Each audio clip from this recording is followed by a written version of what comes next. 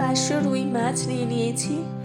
মাছের মধ্যে নুন আর হলুদ দিয়ে মাছটাকে ভালো করে মাখিয়ে নিচ্ছি। আমার নুন হলুদ মাখানো হয়ে গেছে। গ্যাসের উপরে একটা কড়াই বসিয়ে দিলাম, তার মধ্যে সর্ষের তেল দিয়ে দিলাম।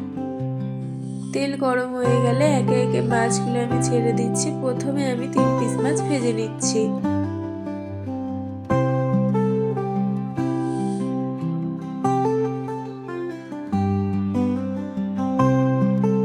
মাছ ভাজা হতে থাকুক, এর মধ্যে আমি সবজিগুলো কেটে রেডি করে নেব।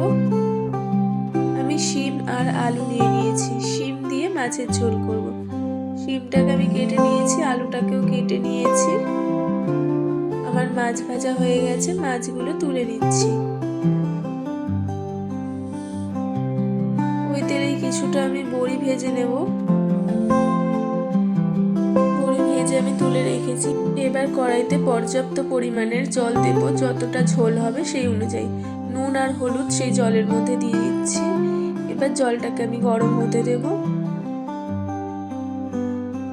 জলটা গরম হচ্ছে, এবার আমি মিক্সিং বোলে কিছুটা লঙ্কা নিয়ে নিচ্ছি।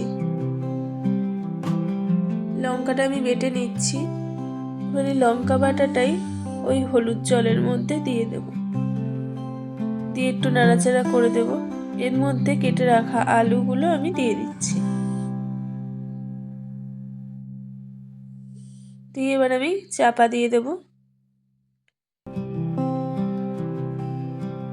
ঢাকনাটা আমি খুলে নিচ্ছি। আলুটা অর্ধেক প্রায় সিদ্ধ হয়ে এসছে, ঝোলটা টকবক করে ফুটছে। এই অবস্থায় আমি কেটে রাখা শিমগুলো দিয়ে দেব।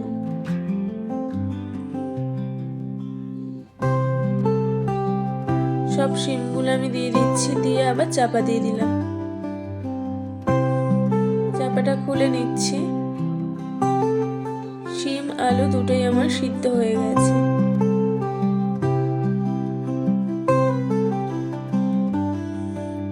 এবার এই শিম আলুর ঝোলটা একটা গামলার মধ্যে তুলে নিচ্ছি।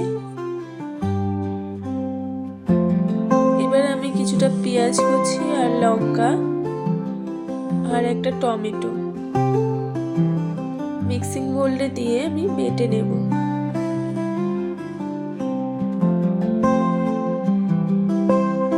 আবার করে কড়াইয়ের মধ্যে পর্যাপ্ত পরিমাণে সর্ষের তেল দিয়ে দিচ্ছি।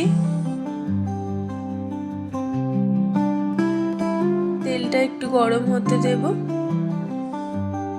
তেলটা গরম হয়ে গেছে, এর মধ্যে দিয়ে দিচ্ছি সাদা গোটা জিরে।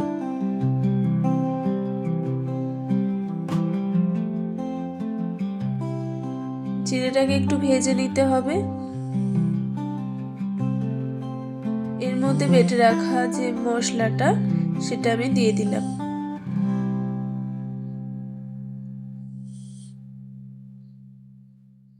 হাফ টমেটো আমি বেটে দিয়েছিলাম আর হাফ টমেটো কুচিয়ে রেখেছিলাম, সেই কুচনো টমেটোটা দিয়ে দিলাম।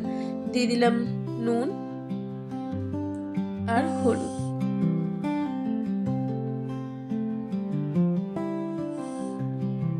এবার মশলাটাকে একটু নাড়াচাড়া করে নেব।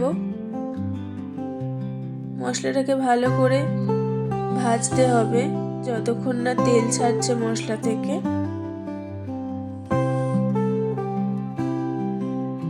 মশলা থেকে তেল আমার ছেড়ে দিয়েছে। এবার সামান্য পরিমাণে একটু জল দিয়ে দিচ্ছি।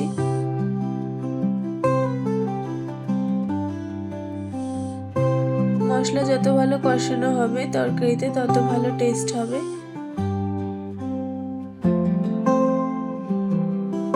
দিয়ে দিচ্ছি কয়েকটা গোটা লঙ্কা। ঝালটা আপনাদের ইচ্ছে মতন দেবেন। আমার তরকারি একটু ঝাল ঝালি ভালো লাগে, তাই আমি একটু গোটা লঙ্কা দিয়ে দিচ্ছি। দেখুন ভালো করে আমার মশলাটা কষানো হয়ে গেছে, মশলা থেকে তেলও ছেড়ে দিয়েছে। এবারে আমি শিম আলুর ঝোলটা যেটা তুলে রেখেছিলাম ওই ভাজা মশলার মধ্যে দিয়ে দিচ্ছি।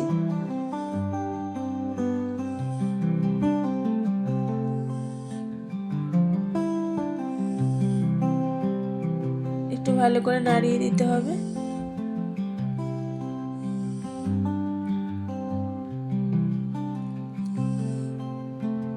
এবার ঝোলটা আমার ফুটছে।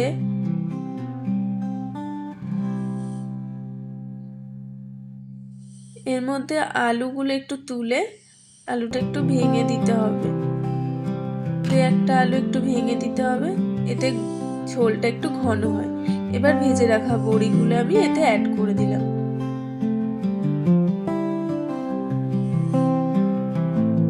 এবারে ভেজে রাখা মাছগুলো এর মধ্যে একে একে আমি ছেড়ে দিচ্ছি।